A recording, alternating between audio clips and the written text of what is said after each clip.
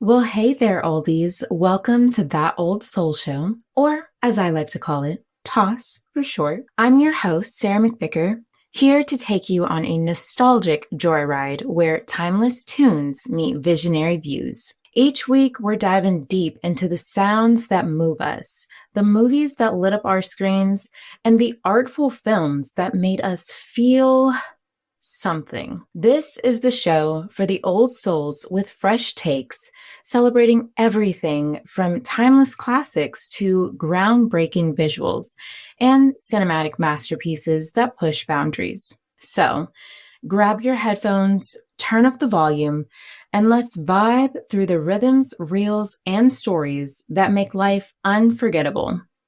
Welcome to That Old Soul Show.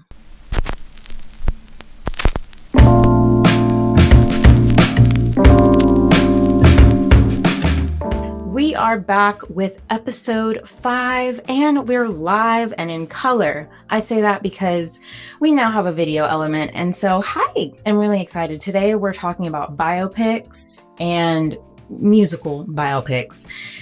And I'm ready to dive in.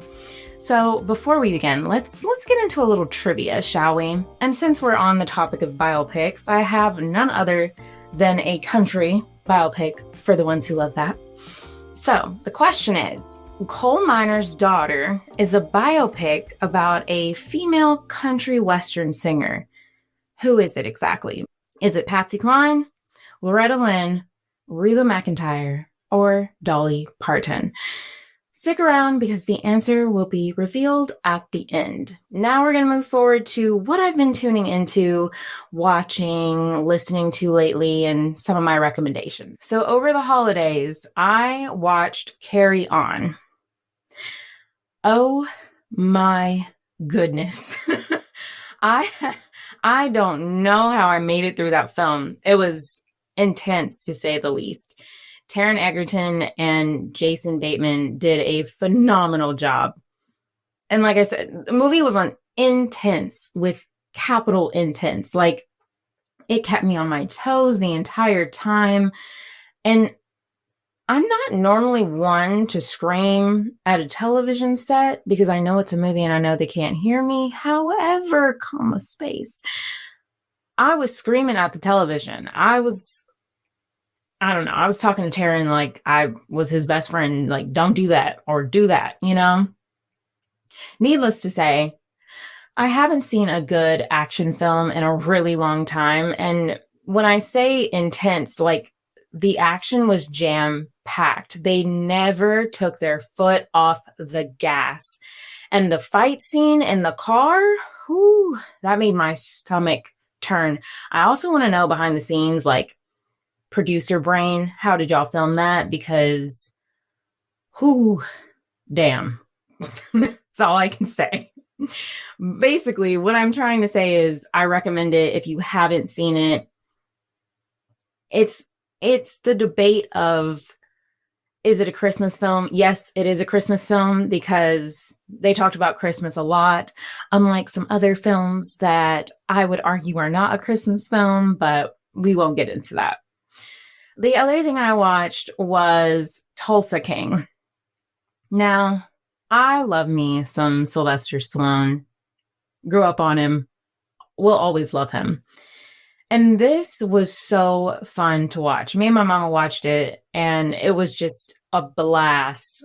And I really enjoyed, like, the family camaraderie that Stallone created. And I have, like, these air quotes, misfits is what I'll call them. And he pretty much turned them into this mob family. And you watch it and you're just like, you're rooting for them. You're really, really rooting for them. The writing is also really good. Like, the comedy is understated, but I found myself laughing at the most random one-liners. Next, moving into what I've been listening to, Lana. Yes, ma'am, Lana. SOS Deluxe by SZA has been on repeat. On repeat. Now, I'll admit, it had to grow on me, but I think that's because I was expecting more of that SOS punk rock R&B, alternative R&B feel, angsty feel that we got from SOS. But this was like a B-side, if you will. Lana was a lot more sad feels, more R&B, and I love it. I love it. All right. Some of my favorite songs are obviously Drive because that music video is amazing. And we can talk about it later, or we can talk about it in the comments. Give me your thoughts. Ben Stiller is amazing. Mama manifested that. Okay. She put it on Twitter and she manifested it. All right. Another one I really like is Kitchen. That's just a fun song. Understated, but fun. Get Behind Me. Although it is an interlude, Not Today, Satan is an everyday, almost everyday reoccurrence that comes out of my mouth. Like, just no, get thee behind me, Satan. We're not doing this. Okay, we're not doing this. And then last, 30 for 30. That is just a vibe. And I almost feel as if it's a response to Luther, the song that Kendrick and her did together on his album, GNX. It feels like they could go hand in hand a little bit, you know? So that's what I've been tuning into. Now let's move into the old soul portion and find out the top 5 biopics that influenced my musical taste. Now, of course, y'all know I had a long list, about 10 to 15, but I narrowed it down based on repetition of how many times I watched it as a kid, or just the connection I had with the artist, or even just the musical artist that really impacted me. So starting off with these, I'll go in order of like least to greatest. And that's not to be rude or anything. It's just how they impacted me. Like, did I watch it a lot? Did I watch it a little bit? So we're going to start with the Buddy Holly story. This came out in 1978 and starred Gary Busey. Now, of course, I probably didn't watch this till like the 2000s, so late to the game, right? But I remember this movie so vividly, even though I've only seen it once, other than rewatching it for this here podcast we're on today. But I remember it vividly. I was hanging out in my room, kid, just watching on. Now, some of y'all know this and some of y'all don't. We used to have TVs that were big. They weren't flat. And we had VHS tapes. So it was a big TV. And I just remember sitting in front of it, probably sitting a little too close to the TV when I was young. But I was watching it while my dad was cooking corned beef. Now, why does that matter? Why is that a thing? It's really not. It's a memory that I'm sharing with you guys. It was the only time he ever made corned beef, but it was good nonetheless. Anyway, I'm rewatching it, and the opening scene when they're at the roller rink, like, there's a sign for corned beef in the background, and I was just like, that's kismet. It's just random, but wow, interesting. Did not catch that. This was definitely one of those films that was on cable, and so I kind of just caught it. I don't know if I caught it in the very beginning or what, but like I mentioned, only watched this once, and I only needed to watch it once, I think. Also, it was really a sad ending, of course, and so I didn't want to see it again. But I was so enamored by the music and his style that, of course, I continued listening while I was growing up. And watching it back, it amazes me how everyone judged them based on their sound and their tone and everything like that. And of course, as a child, I know that didn't click for me like it did a few days ago, but it was just very interesting. Very, very interesting. I liked how the movie started with a musical performance that was on a smaller scale, smaller stage, and then we end with a music performance on a big stage. So you really get to see this feather to feather moment and like the longevity and the projections, if you will, of just how he grew. And I, that was amazing to me, short and sweet. It was amazing. And it was sad how the movie just ended so abruptly, but I think that's only because his story ended so abruptly since, he tragically died in a plane crash. But I was inspired by Buddy Holly for his tenacity with music, like his love for music and performing and just producing music in general. He had a clear sound and that was to be respected. And it took people a minute, but they finally got it. And so some of my favorite Buddy Holly songs are That'll Be the Day, Maybe Baby, and Peggy Sue Got Married. Now, there is a Peggy Sue, and that is a good song. But Peggy Sue Got Married, I don't know, it hits different for me. And so that's why it's on the list. Moving to number 2, we have The Runaways. This was 2010, starring Dakota Fanning and Kristen Stewart. This movie came out a little bit later, and I already knew of The Runaways, mainly because my dad played their music in the truck, and another oldie thing we're about to introduce y'all to, we used to have to burn CDs with music that we wanted. It was like BearShare, LimeWire, Napster, wherever you were getting your music from, you burned it to a CD. And my dad made a CD of hardcore rock and roll that he liked to play when he went to the gym or before he went to the gym. And back in the day, the gym used to have a daycare. So he listened to it on the way to the gym. This band was on the CD. So I got a little history lesson on rock and roll from him, especially female rock and roll. And he told me that Joan Jett came from this band. And I already knew Joan Jett and I already loved her music. So it was nice. And I was always fascinated, and still to this day, am fascinated with female drummers because that was the one musical instrument that my mother vetoed right out of the gate. She didn't want to hear it. I don't blame her, but she just was like, no, we're not doing that. So I live vicariously through drummers, especially female drummers. And so when I was watching the film, I wasn't aware of their story. And of course, by the time this movie came out, I was a bit older and a lot more knowledgeable of certain themes. And,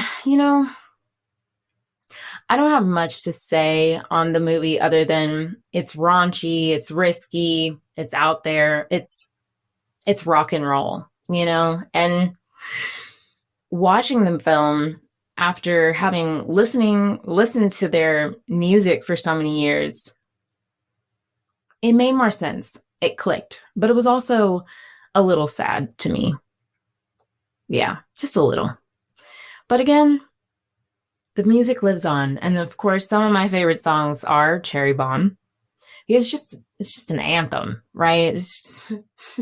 I don't know any other way to put it. It's when you want to stick it to the man, quote unquote, air quotes, all that, you put on Cherry Bomb.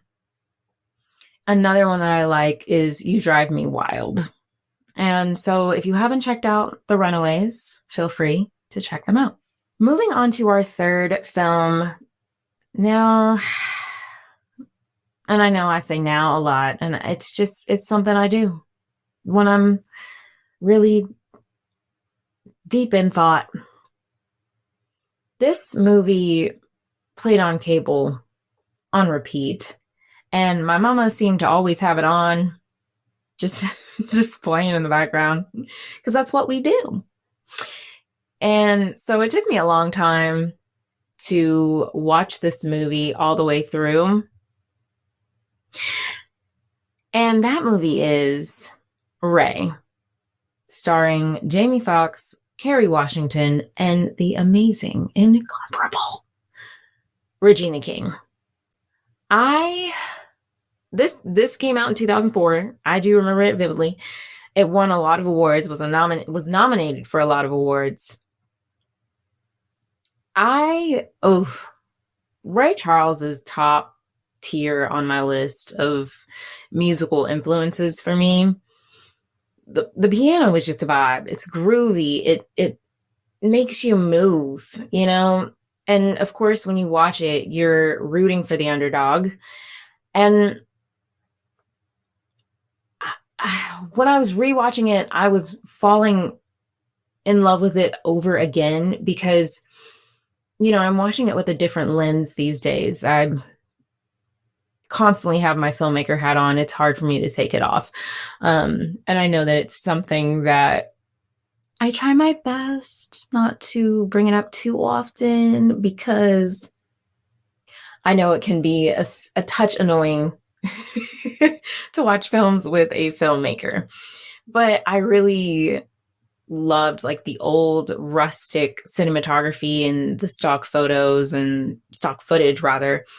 And, we're starting in the 40s and anything that's like 20s through like the 60s. I love the cars.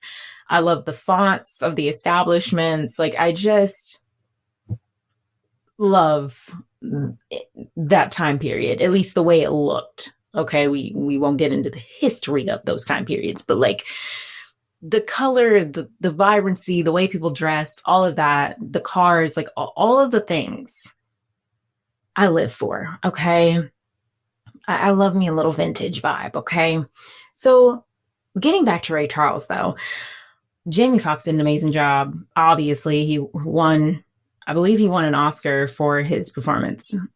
Well deserved. And I love the cadence of Ray Charles' speech and just how he talked.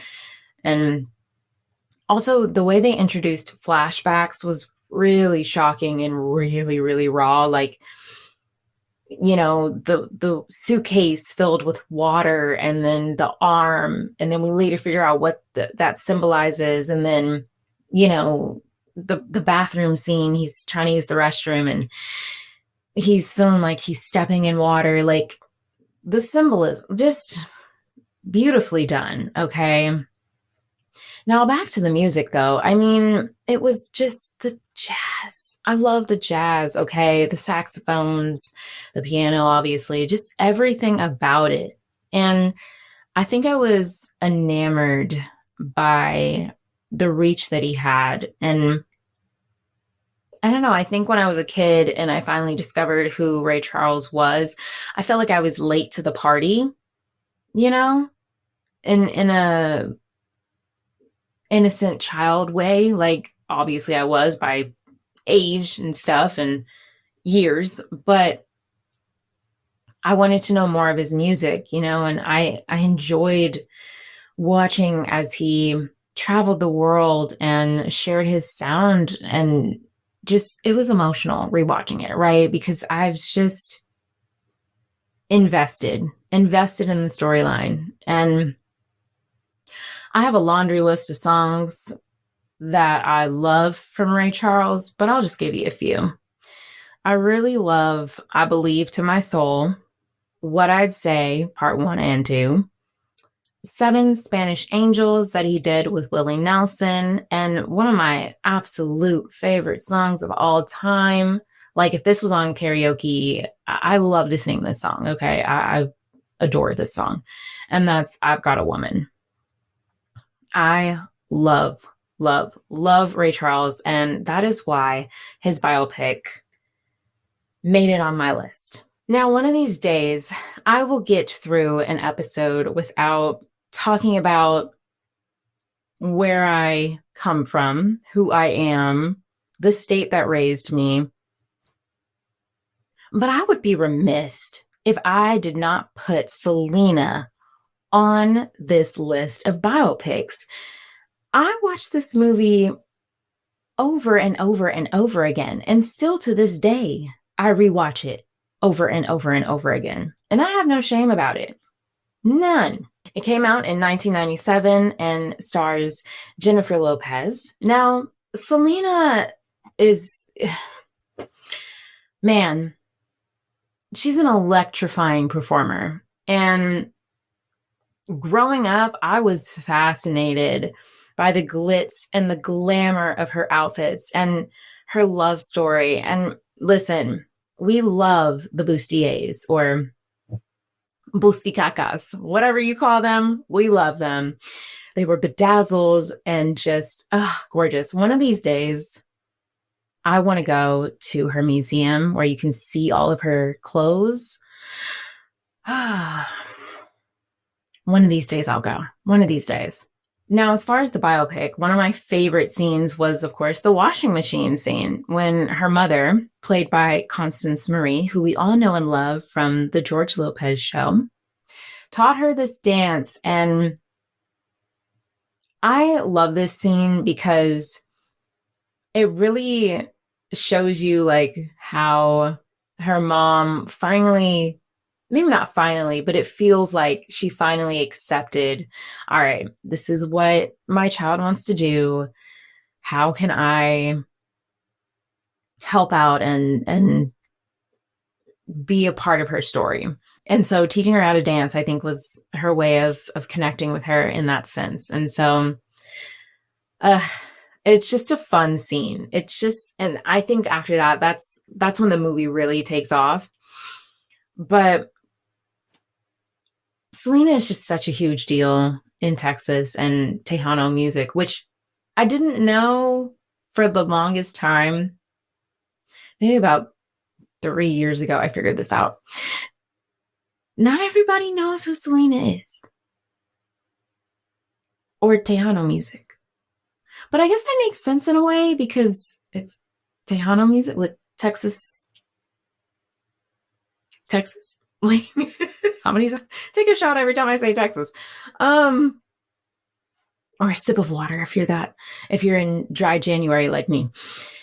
And Selena, right? Selena, the movie, the biopic, everything about it. It's fun. The performances are fun. The family is fun.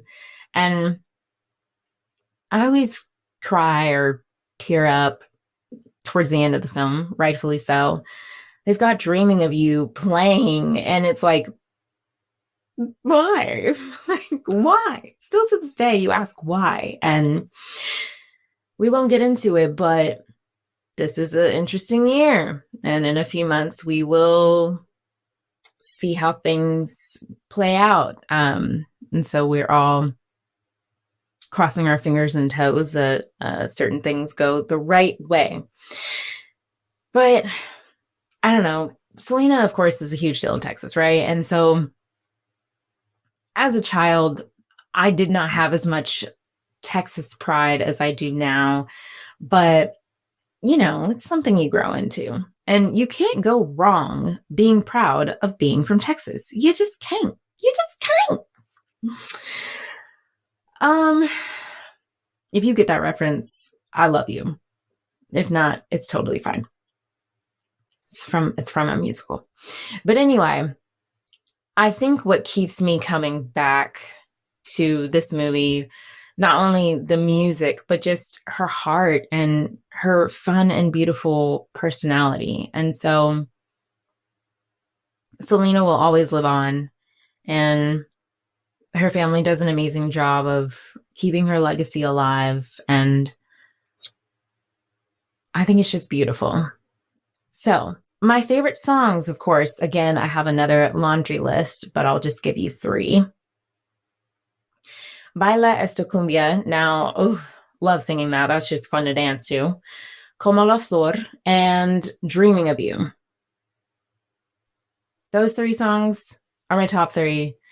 And I could name others, but I'll just, again, like I said, I'll stick to those.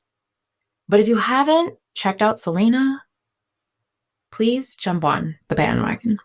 And those of you who do love Selena, anything for Salinas, okay? Anything. I think Texas Humor even has a shirt that says that on it. Oh, man. Uh, shameless plug, not not endorsed to say that. I just remember a few years back they had a shirt that had that on there, and I wish I bought one. I really wish I bought one. But anyway, moving forward to our fifth and final film. Now, this, of course, is another one that I watched a lot as a kid. And I'm just going to say a few words, and it should tell you what the film is. Hello, I'm Johnny Cash. Like, oh, that right there hooked me in. And if you're unfamiliar, the film I'm talking about, the biopic I am speaking of, is Walk the Line. Now, this came out in 2005, starring Joaquin Phoenix and Reese Witherspoon. Johnny Cash was just a rebel, and he was smooth with it. Like, he wasn't flaunting it in your face. And I didn't realize how much I watched this movie as a child until I watched it a few days ago, because I was surprised with myself at how many lines I still remembered. Like, you have to watch the movie a lot to know some of the lines, right? Right. So, needless to say, I felt like a child again when I was watching this film. And I think I rewatched it so much as a child, first and foremost, of course, because of the music, but the drama, like the love story. And although you watch it these days and you're like, I feel like they kind of glorified, you know, some not so nice stuff. But regardless, a love story is a love story. And I think they told it beautifully. I think his connection with June just, it felt so pure, like a simple friendship level. And Reese Witherspoon was a solid choice. Solid choice. I love her so much. Now, moving into the film itself, some of my favorite scenes are the scene when they're drinking and having a good time. And I don't think they're trying to blow up the tree. I think they're trying to just shoot fireworks off of it, but they end up blowing it up and breaking off a tree limb. And it was a big hunker of a tree limb.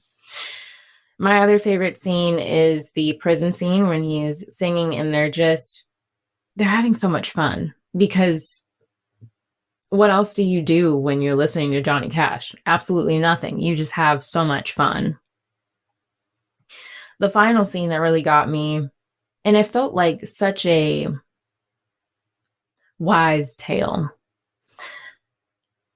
when he's auditioning for the record label, and the guy doesn't really love that he's singing gospel music, and he's like, I don't believe you. And he had something else prepared. Now, I can only speak to entertainment people, although I imagine this could work for anybody's field, but especially for writers and singers, like, always have something else prepared, always have something else in your arsenal ready to go. Like, stay ready so you don't have to get ready. And I was just amazed. Like, I thought that was such an interesting touch to the film. Understated, but needed. And so I just enjoyed Johnny Cash. And still to this day, of course, I listen to his music, and especially when I just want to feel like a rebel. So again, I have a laundry list, but I'll just give you a few. Some of my favorite songs are Get Rhythm, One Piece at a Time, and It Didn't Cost Me a Dime. Okay? That song is phenomenal. And A Boy Named Sue. I play that song a lot. I play that song a lot. It's just his storytelling ability that I really admire. And he's just, again, he's not trying too hard. And so that's why he's really on the top. And one day I'd love to go out and make it to Nashville and go to his museum and just maybe spend all day there reading every little plaque, just absorbing all the information. I do have a few honorable mentions, and this is mainly because it was hard to narrow down 10 to 15 biopics. Like The Five Heartbeats, such a fun one. And then there's some others that made it on the honorable mention list, mainly because they recently came out within like the past few years, or, so they didn't technically raise me, but their music did influence me. And that is Bohemian Rhapsody, the biopic about Queen. If Bohemian Rhapsody is not one of your speed songs, Leadfoot songs, I don't know what is. It's just a fun song to drive to. Another biopic is Rocket Man, about Elton John. I've had the pleasure of seeing Elton John perform, and he was phenomenal. It was just him and the piano, and he just sat there and played and sang, and it was so much fun. Now, I have to say this because I know a certain someone will be listening to this. I love you very much. But one of my best friends, he dressed up as Elton John in I believe it's like the LA Dodgers sparkly one piece. And he kind of resembles Sir Elton John in the face a little bit. So it was like every 15 seconds, me and my other friend who was with him, we were getting stopped so they could take pictures with him. And boy, oh boy, after about the second or third time, I was like, okay, let's get to our seat. Just stop. But it was a fun night, and my best friend had so much fun because he loves Sir Elton John. And the last honorable mention is I Want to Dance with Somebody, the biopic about Whitney Houston. I don't need to go into detail. Whitney Houston is queen. Okay, we love and respect her over here. But again, that film, I think, came out 1 or 2 years ago. So it wasn't a biopic that, quote unquote, raised me. But the music definitely did. And so it's interesting to see this list that I have for you guys, because some of these musicians I found on my own, and I found them through the biopic, and that's always been fascinating to me when I say music that raised me, because I kind of just had to seek it out for myself. I mean, every now and then my dad would play me some music. My mom, not so much, but that's why I don't take these biopics for granted. I really enjoy them. And even to this day, rewatching them hit a special place in my heart. Overall, I think the through line, if you will, as to why these biopics raised me is because they were all great performers that gave the crowd what they wanted. And when I was younger, the ability and the confidence to command a crowd and entertain was super appealing to me. So, I definitely was the kid in the mirror practicing with a pencil or a broomstick, whatever I could find. I didn't really use a hairbrush. I don't know why. Maybe it didn't make sense in my head. Like, how do you use a hairbrush as a microphone? I don't know. That's interesting. I should unpack that one day. But nonetheless, we're here now. And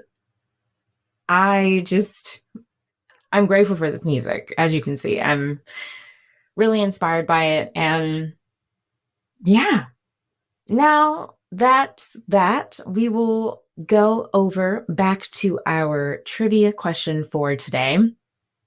Again, the question is, Coal Miner's Daughter is a biopic about a female country western singer who, was it Patsy Cline? Forgive me, Lord, and forgive me, Patsy. Was it Loretta Lynn, Reba McEntire or Dolly Parton? Drumroll.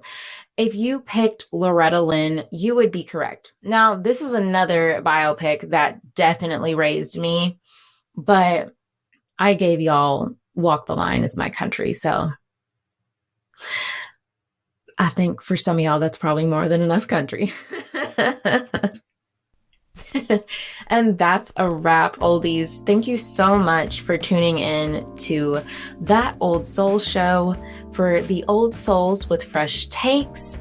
If you loved today's episode, be sure to subscribe and share it with your fellow old souls.